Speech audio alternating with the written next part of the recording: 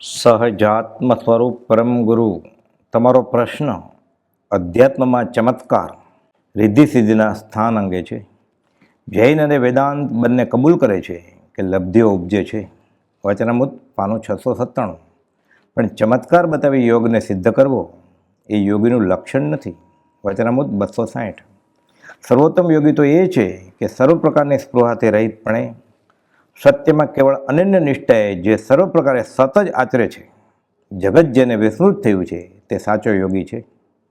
અષ્ટમહાસિદ્ધિ આદિ જે સિદ્ધિઓ કહી છે, ઓમ આદિ મંત્રયોગ કયા છે તે સર્વે સાચા છે. પણ આત્માના ઐશ્વર્ય પાસે સર્વ અલ્પ છે. જ્યાં આત્મસ્થિરતા છે ત્યાં સર્વ પ્રકારના સિદ્ધિયોગ વસે છે. વચનામૃત 601. લબ્ધિ સિદ્ધિ સાચી છે અને તે અપેક્ષા વગરના મહાત્માને પ્રાપ્ત થાય છે. જોગી વૈરાગી પણ મિથ્યાત્વને પ્રાપ્ત થતી નથી. તેમાં પણ અનંત પ્રકાર હોઈને સહેજ અપવાદ પણ છે. એવી શક્તિવાળા મહાત્મા જાહેરમાં આવતા નથી અને જે કહે છે તેની પાસે હોતું નથી. વચનામૃત પાનું 779. લબ્ધિ શોભકારી અને ચારિત્રને શિથિલ કરનારી છે. લબ્ધિ આદિ ફરવવી તે માર્ગેથી પડવાના કારણો છે. તેથી કરીને જ્ઞાનીને તેનો તિરસ્કાર હોય છે. જ્ઞાનીને જ્યાં લબ્ધિ સિદ્ધિ આદિથી પડવાનો સંભવ ઉત્પન્ન થાય છે ત્યાં તે પોતાથી વિશેષ જ્ઞાનનો આશ્રય શોધે છે. આત્માની યોગ્યતા વગર એ શક્તિ આવતી નથી. આત્માએ પોતાનો અધિકાર વધારવાથી તે આવે. એવી સિદ્ધિવાળા પુરુષો અશાતાની શાતા પણ કરી શકે છે. તેમ છતાં તેની અપેક્ષા તેઓ કરતા નથી. તે વેદની વેદવામાં જ નિર્જરા સમજે છે. સનતકુમાર પાસે આમ ઔષધિ લબ્ધિ હતી છતાં રોગ સહન કરી કર્મને નિર્જરા કરતા હતા. જ્યાં પૂર્ણ શુદ્ધ આત્મા સ્વરૂપ છે ત્યાં રિદ્ધિ સિદ્ધિઓ સર્વે આવીને વસે છે. કેટલાકને હઠયોગની ક્રિયાઓ વગેરે કરવાથી રિદ્ધિ સિદ્ધિઓ પ્રગટે છે અને કેટલાકને સ્વાભાવિકપણે પણ હોય છે. સમ્યક દર્શન છે તે આત્માની પ્રતીતિ છે. રિદ્ધિ સિદ્ધિનું મહાત્મ્ય લાગે તો સમકિત જતું રહે, પછી એને આત્માનું મહાત્મ્ય રહે નહીં. સમ્યક દર્શન થાય તેથી રિદ્ધિ સિદ્ધિઓ પ્રગટે જેવું કંઈ નથી. પણ રિદ્ધિ સિદ્ધિઓ પ્રગટી હોય તો તેને રોગ જેવી તે જાણે. પંડિત બનારસીદાસજી કહે છે કે જ રસી જોગ જાતિ, કહ રસી કારામતી, એટલે કિમિયા વગેરે જોગને ઝેર સમાન જાણે છે અને સિદ્ધિ વગેરે ઐશ્વર્યને અશાતા સમાન જાણે છે. આત્મામાં પ્રવૃત્તિ થાય ત્યારે તો બહારની વસ્તુનું મહાત્મ્ય રહે નહીં, પણ જ્યારે ત્યાંથી ચૂકી જીવ પ્રમાદમાં આવે ત્યારે રિદ્ધિ સિદ્ધિ ફરવાનું થાય છે. જેમ જેમ ગુણસ્થાનક વધે, મનની નિર્મલતા થાય, તેમ તેમ રિદ્ધિ સિદ્ધિઓ વધારે પ્રગટે. પ્રભુજી કહેતા કે રિદ્ધિ સિદ્ધિને અમે તો લાત મારીને કાઢી મૂકી છે, અમારે તેને શું કરવી છે? જો રિદ્ધિ સિદ્ધિ ફરવા જાય તો છઠ્ઠેથી પડી પહેલે આવી જાય, 11મેથી પણ પડી પહેલાં ગુણસ્થાનક આવે છે. અહમભાવ મમત્વભાવ રહિત આત્મા છે એમ જેને થયું છે તેને સમકિત પ્રાપ્ત થાય છે. મન વચન કાયાથી કોઈ પણ ચમત્કાર કરવાની આવા જીવોને ઈચ્છા થાય નહીં. ભર્તુહરિ અને શુભચંદ્ર બંને માળવાના રાજકુમારો હતા. નિમિત્ત મળતા વૈરાગ્ય પામી બંને સાધુ થયા. ભર્તુહરિ તાપસના શિષ્ય થયા અને શુભચંદ્ર દિગંબર સાધુ થયા.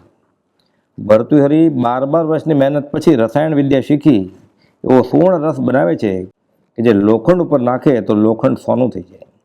ભર્તુહરિ જ્યારે તે રસ લઈ પોતાના ભાઈ પાસે ગયા ત્યારે શુભચંદ્ર આચાર્ય તો તે ઢોળી નાખ્યો.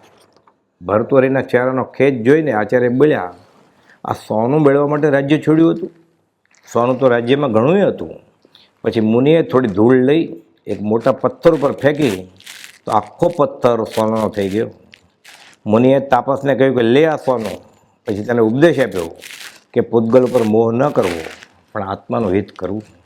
બોધ આપવા એક ગ્રંથ પણ લખ્યો, જ્ઞાનાણવ, જે ગ્રંથ પરમ કોદોની આજ્ઞાથી ઝબકબાએ મુનિ દેવકરણજીને વરાયો હતો. મુનિના બોધથી પ્રતિબોધ પામીને ભર્તુહરિ પણ જૈન મુનિ થયા અને પોતાના આત્માનું હિત સાધ્યું. આમ દયાને નિમિત્તે કે બીજાના આત્મલાભને અર્થે ક્વચિત જ્ઞાની આવી સિદ્ધિઓ ફરવે છે, પણ તે સહજ ફૂરે. તેમને મન તો આત્માથી સૌ હીન છે. મારે ચમત્કાર દેખાડવો છે એવું જ્ઞાને મનમાં હોય નહીં, અને એવું હોય તો તે પહેલે ગુણ સ્થાનકે આવતા રહે. સંઘ વગેરેનું કામ આવી પડે તો જ્ઞાની રિદ્ધિ સિદ્ધિઓ ફરવે છે એવા શાસ્ત્રોમાં ઉલ્લેખ છે.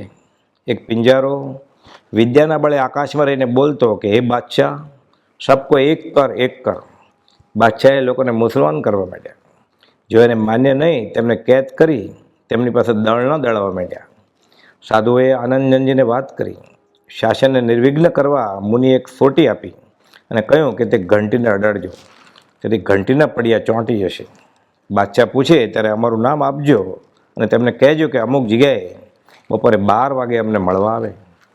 બાદશાહ મળવા આવ્યા. મુનિએ પૂછ્યું, બધાને કેમ પીડે છે? બાદશાહ બોલ્યા, 12 વાગે ખુદાનું એલાન આવે છે એટલે હું આમ કરું છું. એટલામાં તો 12 વાગ્યા અને આકાશમાંથી અવાજ આવ્યો એટલે મુનિએ એક વસ્ત્ર ઊંચું કર્યું કે પિંજારો નીચે પડ્યો અને કરગરવા લાગ્યો. તેમણે બાદશાહને કહ્યું, આ તો તારા ગામનો પિંજારો છે. હવે કોઈને ધર્મ બાબત કરડીશ નહીં. અને પિંજારાને કહ્યું, આમાં તારું કલ્યાણ નથી.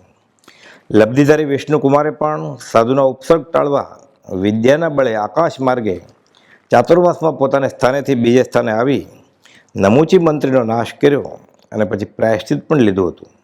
આ જ પ્રમાણે ઇતિહાસ તપાસતા જણાય છે કે ભક્તામર સ્તોત્ર અને વત્સગર સ્તોત્ર શાસનના પ્રભાવ માટે રચેલ, કોઈ ભૌતિક કારણ માટે નહીં.